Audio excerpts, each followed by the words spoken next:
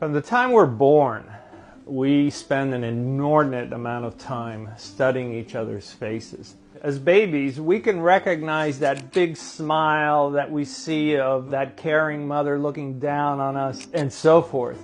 But we're confronted with many variants of that. Just take a look at these. All examples of smiles. Some come to us, they're very genuine, some are a little reserved, some are a little nervous. They're all smiles. But what are they communicating? My name's Joe Navarro, and for 25 years I was a spy catcher for the FBI. You may be familiar with my previous video. I talked about body language. There's just no Pinocchio effect. And people who prattle that and say, well, we can detect deception because the person touches their nose or covers their mouth. That's just sheer nonsense. And today, we're going to focus on the face. When it comes to nonverbals, the face is key. There's so much information and feelings that we receive from the face that for us, the face takes primacy. So one of the ways to look at the face is to think of it in two areas, comfort and discomfort, because really that's how the brain reacts to the world. So let's start with psychological comfort. When we're very comfortable, the muscles of the face become very relaxed, and we have all the behaviors that are associated with it, smiling, laughing. Usually the pupils are slightly wider, the lips are full, and usually the chin tends to be further out.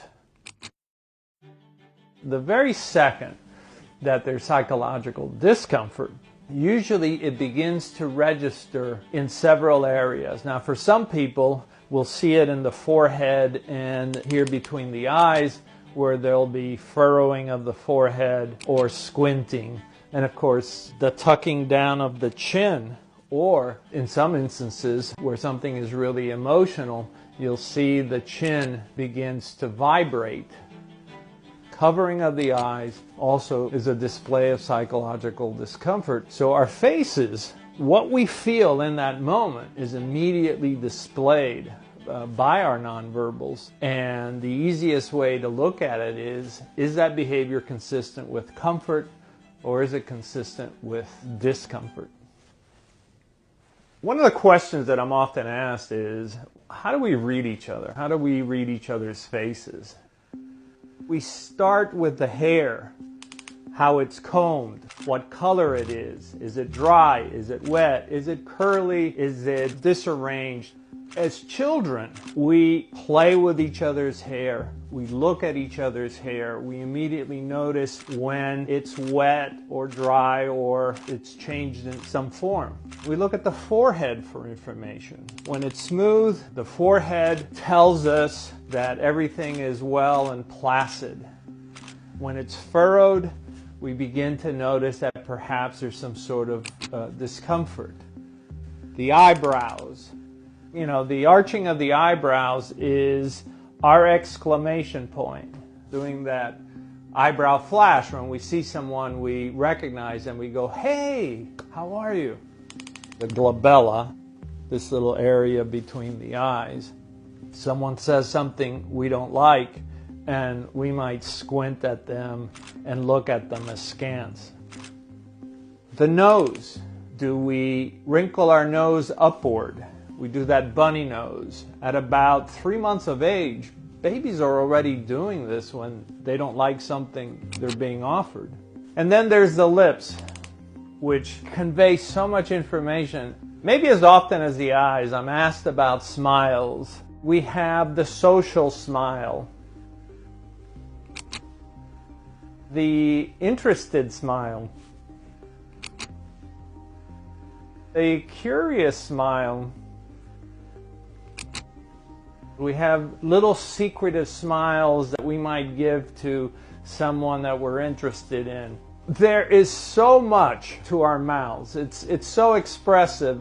But starting at a very young age, we're already focusing on these things. You may not notice, for instance, the pupils whether they're wide or narrowed. But subconsciously, your brain is assessing this information. There's just so much there. So we never stop communicating with our faces. It is something that is always telegraphing our emotions and our sentiments, and sometimes even our desires.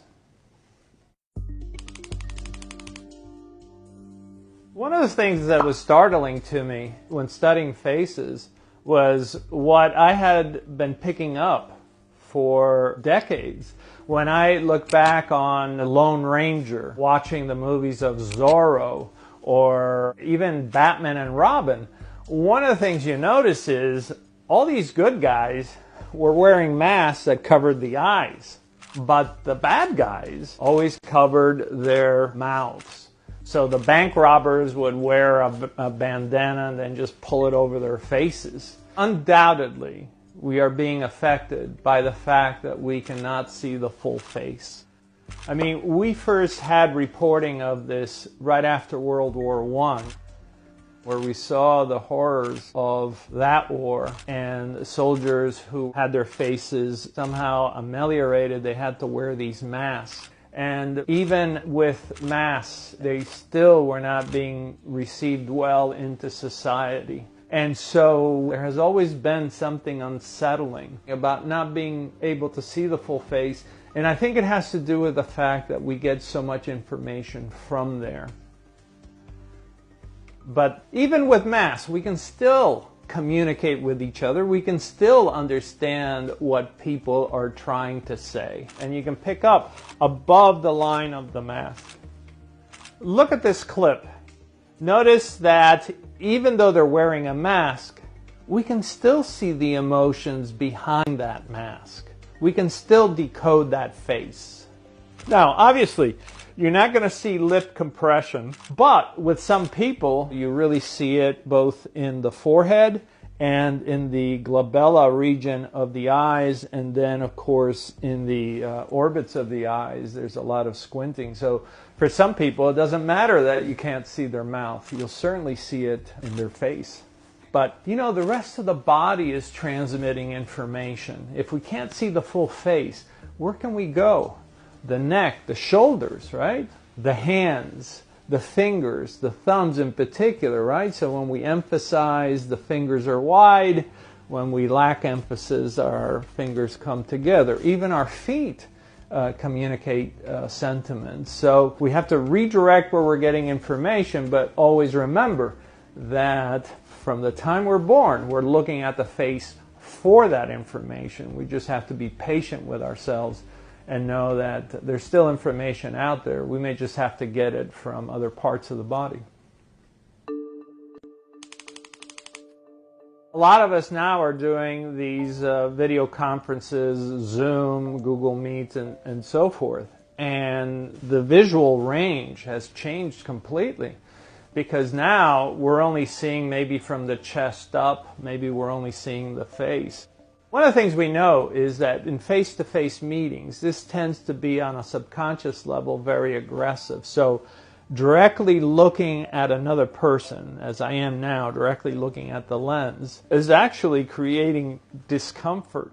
That we actually get greater comfort when we turn slightly. It makes the other person relaxed. And one of the mistakes that I'm finding on Zoom calls and Google Meets and other environments is this very direct, intense look at the lens. So one of the things that you can try next time you're on a video call is angle yourself and see if you find that more comfortable. See if it's more relaxed. See if in doing that behavior that the other person then does the same thing. They feel a little bit more relaxed. Maybe they lean back a little bit more. One of the things that I teach is that synchrony is harmony. So the more that I can get the other party to relax, to mirror my behaviors, the more I know that we are in synchrony. And that's powerful because we are both engaging each other at a conscious and at a subconscious level. So about 30 years ago, while Still working for the FBI and conducting thousands of interviews, I began to notice that there were times when I would look at a face and there was just something odd about it. I couldn't quite pinpoint what I was seeing. And so I began to think about the concept of chirality. And chirality usually in chemistry means that when you fold something over, it looks like it's going to fold over perfectly, but in fact, it doesn't. And that's what I found with faces. Sometimes when someone presents in a way that they're difficult to interpret, it's because their faces are actually showing two emotions, one on the left and one on the right. And if you divide the face in half and just cover one half of the face, you'll be able to more clearly see what that specific emotion is. Take a look at these photographs. Now, these photographs are taken during emotionally charged moments. And when you first see the face, you may look at it and say, well, there's something going on there. But it's not till you cover perfectly one half and then cover the other half that you begin to see the real gross differences. Normally, when we feel an emotion, we see it fully on both sides of the face. But because we don't see the full emotion on the whole face, that's something that we need to focus on and determine why. Because something isn't right.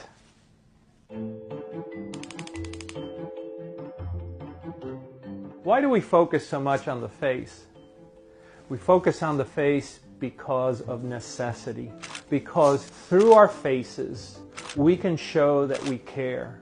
Through our faces, we can validate what others are going through. And so, by studying the faces of others, we gain understanding about ourselves, realizing that our body language will affect others positively. And that's why we study nonverbals. We study nonverbals because it benefits us, but it also benefits others.